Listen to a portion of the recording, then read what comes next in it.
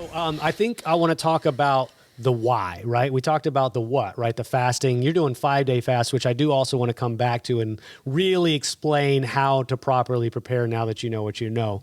But why does fasting work? Fasting triggers a metabolic switch in our body where we go from burning glucose as fuel to burning fat as fuel, right? So we'll exhaust our glucose stores stored as glycogen, sort of, what ice is to water, just a different form, stored in our liver and muscles. We'll burn through that in about 24 hours. And then this switch happens where the body's like, well, where else can I get fuel? From fat. And so these metabolic switches have a lot of power to help our brains function better, reduce inflammation. Obviously, you're going to burn fat, and that's where you're getting energy. Is that the process of ketosis then? Is that when that switch happens? So am I correct in Yes. saying that? Okay, so can we explain that then, the ketosis, when that switch happens, what's actually happening to your body? So what happens is you're going to start burning fat, and as a result of that, ketone bodies are released, beta-hydroxybutyrate, number one. And you can measure this in your blood and urine.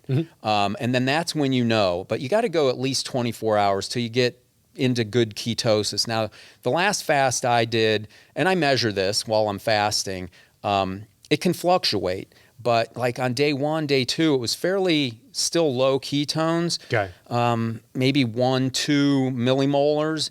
But by time I got to day 4, I was at like 10. Just burning fat like mad. And that's when you really start feeling really good. So it's that metabolic switch. Because we know insulin and glucose and these things just wreak havoc on our body. And most people in America, well, 100 million are pre-diabetic. So that's a 15-year runway. So once you're pre-diabetic, the average lifespan is 15 years? No, until you get a diagnosis, until you get a diagnosis of diabetes. Okay. And so there's a long runway where people are like, and I can look at them and I'm like, you're on your way, man. You just don't have the diagnosis yet.